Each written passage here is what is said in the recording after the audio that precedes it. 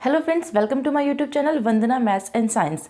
तो फ्रेंड्स, जैसा कि आपको पता है कि सीबीएसई क्लास 10 मैथ्स का एग्जाम बस अब होने ही वाला है 21 मार्च को। तो हमारे पास क्या होता है, हमने रिवीजन भी कर लिया, सब कुछ कर लिया, फिर भी हम क्या करते हैं, लास्ट में हमें ये देखना होता है कि कुछ ऐसे सेलेक्टिव क्वेश्चंस जिसके एग्जाम में आने के चांसेस ज़्यादा हैं वो हमें कहाँ से मिलेंगे। तो वो कुछ इंपॉर्टेंट और सेलेक्टिव क्वेश्चंस आज हम इस वीडियो में करने वाले हैं। तो वीडियो को ध्यान से देखें और वीडियो को पूरा देखें। तो चलिए शुरू करते हैं।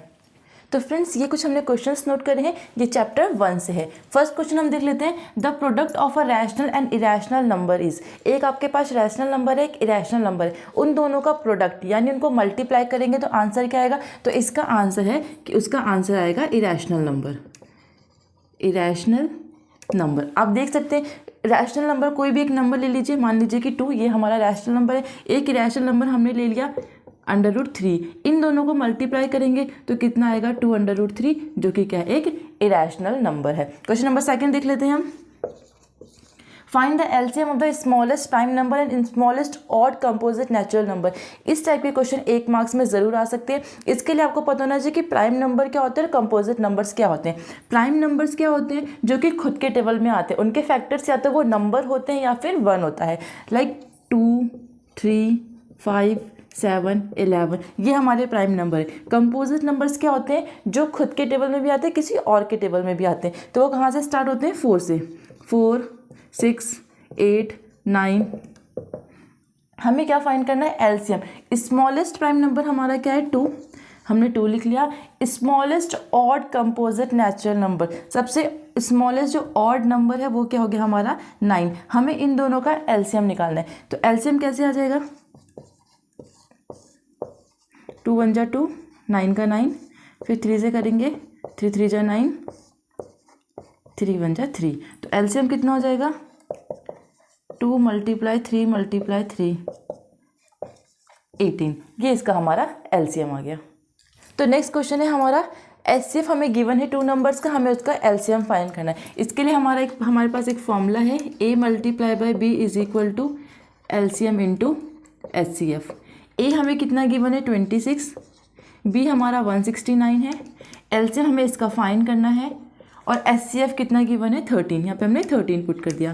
तो अगर एलसीएम फाइंड करेंगे तो 13 क्या हो जाएगा, इनके अपॉन में आ जाएगा, डिवाइडेड बाय 13। 13 से कैंसिल करेंगे 13, 26 की मल्टीप्लाई करनी है 13 से। 13 6 जा 78, 7 कैरी आ गया 8, 13 2 जा 26 और इसको ऐड करेंगे तो 338।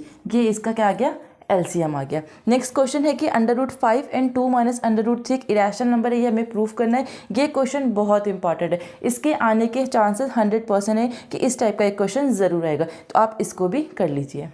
तो फ्रेंड्स, अब कुछ क्वेश्चन हम चैप्टर 2 से देख लेते हैं। If 1 0 of the quadratic polynomial x² + 3x + k is 2, find the value of k। उसका एक 0 जो हमें गिवन है 2, हमें वैल्यू फाइंड करनी है k की। हमें क्या गिवन है, polynomial x² + 3x + k given है कि वो उसका जीरोज़ है। तो अगर हम x की जगह पे क्या पुट करेंगे, 2 वैल्यू पुट करेंगे तो उसका आंसर कितना आएगा, 0 आएगा, क्योंकि वो उसका क्या है, 0 है। तो x की जगह पे हम पुट करेंगे 2 का स्क्वायर + 3 × 2 + k = में 0।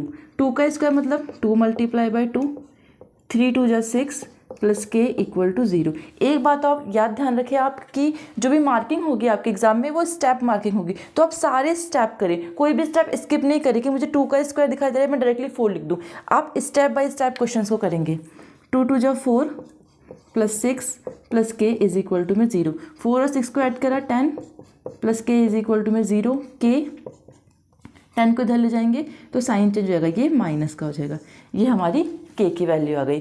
क्वेश्चन नंबर सेकंड है, हमें पॉलिनोमियल गिवन है x² + x + 1।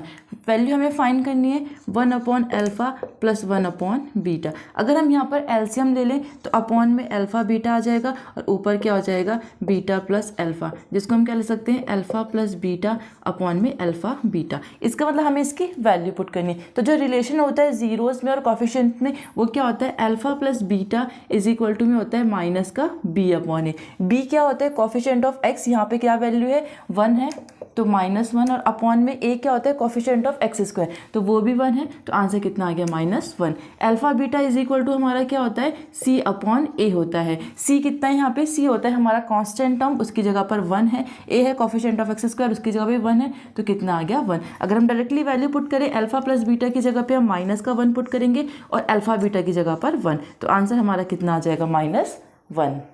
नेक्स्ट क्वेश्चन है question number 3, write the polynomial whose zeros are. हमें उसके जीरोस गिवन है, मतलब हमें अल्फा बीटा गिवन है। अब ये भी ध्यान रखेंगे कि हमें जीरोस गिवन है या फिर सम और प्रोडक्ट ऑफ जीरोस गिवन है। इसमें हमें जीरोस गिवन है तो अल्फा इज इक्वल टू हमारा है 2 + √3 और बीटा इज इक्वल टू है 2 - √3। हमें पॉलिनोमियल फाइंड करने के लिए क्या वैल्यू पुट करनी होती है, x² - alpha plus beta x plus alpha beta is equal to 0। इसका मतलब हमें इसके लिए अल्फा प्लस बीटा और अल्फा बीटा की वैल्यू चाहिए। तो क्या करेंगे, पहले दोनों को ऐड कर लेते हैं। अल्फा प्लस बीटा 2 + √3 प्लस 2 - √3, इससे कैंसिल हो गया, 2 और 2 कितना आ गया, 4 आ गया। अल्फा बीटा फाइंड कर लेते हैं। अल्फा बीटा ये हो जाएगा 2 + √3 और 2 - √3। ये हमें दिखाई दे रहा है a + b a - b, किसका फॉर्मूला होगा, a² - b², तो यहाँ पे हो जाएगा 2 का स्क्वायर माइनस √3 का स्क्वायर। 2 का स्क्वायर आ गया 4, स्क्वायर से रूट कैंसिल हो जाएगा, माइनस का 3, 4 में से 3 माइनस करेंगे आ गया 1। अब वैल्यूज पुट कर देते हैं। अल्फा प्लस बीटा की जगह पे क्या पुट करेंगे, 4x, अल्फा बीटा की जगह पे 1 इज इक्वल टू में 0। ये हमारा पॉलिनोमियल आ गया। नेक्स्ट क्वेश्चन भी ऐसे ही, फाइंड द जीरोस। हमें उसका मिडल टर्म ब्रेक करके पहले उसके जीरोस फाइंड करने, फिर हमें रिलेशन को वेरीफाई करना है, वो आप आसानी से कर सकते हैं। तो हम चैप्टर 3 से कुछ इंपॉर्टेंट क्वेश्चन देख लेते हैं। Question number 1, For which value of a and b does the following pair of linear equation have an infinite number of solution? इन दो इक्वेशन के इनफाइनाइट नंबर ऑफ सॉल्यूशन है। तो अगर आपसे पूछता है कि इनफाइनाइट नंबर ऑफ सॉल्यूशन है या नो सॉल्यूशन है, यूनिक सॉल्यूशन है, कैसे पता लगेगा आपको, तो उसके लिए आपको एक छोटी सी टेबल लर्न करनी पड़ती है।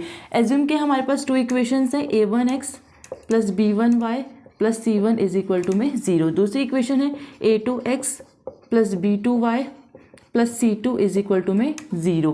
अगर हम इनके रेशियोज फाइंड जो कोफिशिएंट x और y के हैं, फर्स्ट अगर हमारा क्या आता है a1/a2 is not is equal to b1/b2 आता है, तो ये क्या होता है, यूनिक सॉल्यूशन होता है, यूनिक सॉल्यूशन।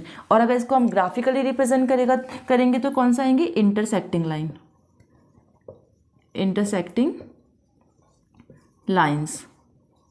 सेकंड देख लेते हैं, अगर इनके रेशियोज क्या होते हैं, सारे इक्वल में आते हैं, a1/a2 इक्वल टू में b1/b2 इक्वल टू में c1/c2, तीनों के तीनों इक्वल में आते हैं, तो क्या होते हैं, इनफाइनाइट नंबर ऑफ सॉल्यूशंस होते हैं, इनफाइनाइट सॉल्यूशन। और ग्राफिकली अगर इसको हम रिप्रेजेंट करेंगे तो क्या आती है, को इंसिडेंट लाइन, को इंसिडेंट लाइन्स। थर्ड है, अगर a1/a2 तो इक्वल आ रहा है b1/b2 के, but b1/b2 is not is equal to c1/c2, तो इस कंडीशन में क्या होता है, नो सॉल्यूशन, नो सॉल्यूशन। और अगर इनको हम ग्राफिकली रिप्रेजेंट करेंगे तो क्या आएंगी, पैरेलल लाइंस, पैरेलल लाइंस आएंगी। तो हम क्वेश्चन देख लेते हैं। क्वेश्चन में हमें बोला है कि इनफाइनाइट नंबर ऑफ सॉल्यूशन है, तो उसके में क्या होगा, a1/a2 equal to b1/b2 equal to में c1/c2 होगा। a1 की जगह पर हमारा है 2, a2 की जगह पर कोफिशिएंट ऑफ x है, तो ये पूरा का पूरा हमारा a2 है, a माइनस b। b1 की जगह पर है 3, b2 की जगह पर है a प्लस b, c1 की जगह पर 7 और c2 की जगह पर ये पूरा का पूरा टर्म हमारा c2 है, 3a प्लस b माइनस 2। इसको सिंप्लीफाई करके हमें a और b की वैल्यू फाइंड करनी है। सबसे पहले क्या करेंगे, taking first 2 terms, taking first 2 terms, 2/a minus b is equal to में 3/a plus b, cross multiply करेंगे, 2a plus 2b equal to में 3a माइनस 3b।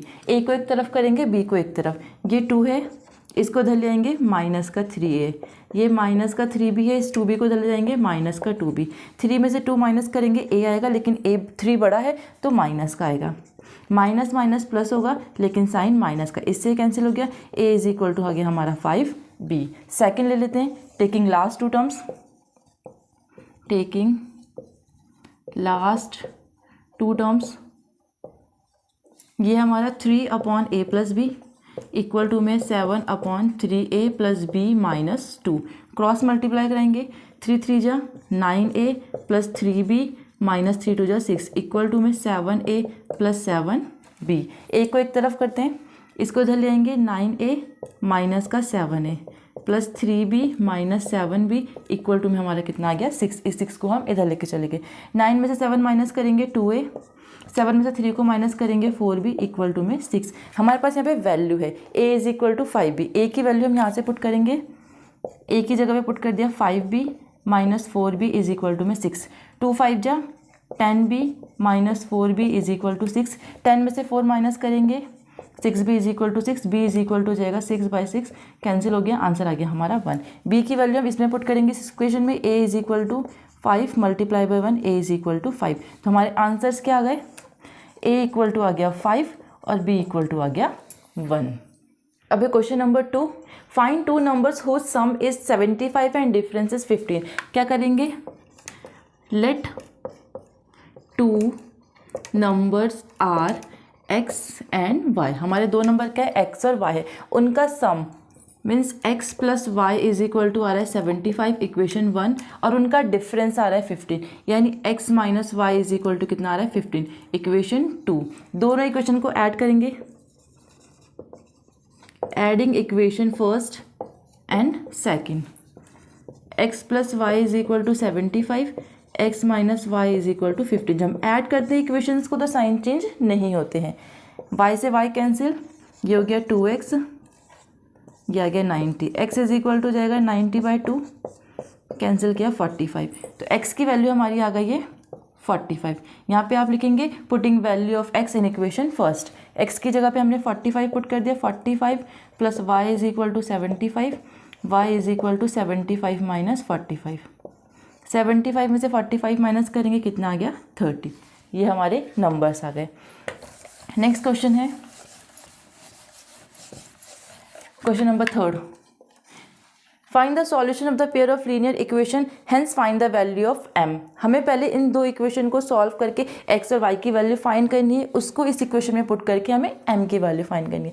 तो हमें इक्वेशंस गिवन है 5x + 10y - 50 = में 0, x + 8y - 10 = 0। तो आप इन दोनों इक्वेशन को किसी भी मेथड से, चाहे सब्स्टिट्यूशन मेथड से चाहे एलिमिनेशन मेथड से सॉल्व करके x और y की वैल्यू फाइंड करेंगे, इसमें पुट करेंगे तो आपको m की वैल्यू मिल जाएगी। तो फ्रेंड्स, आज की वीडियो में बस इतना ही। वीडियो अगर आपको पसंद आई हो तो वीडियो को लाइक करें और चैनल को सब्सक्राइब करें। Thank you.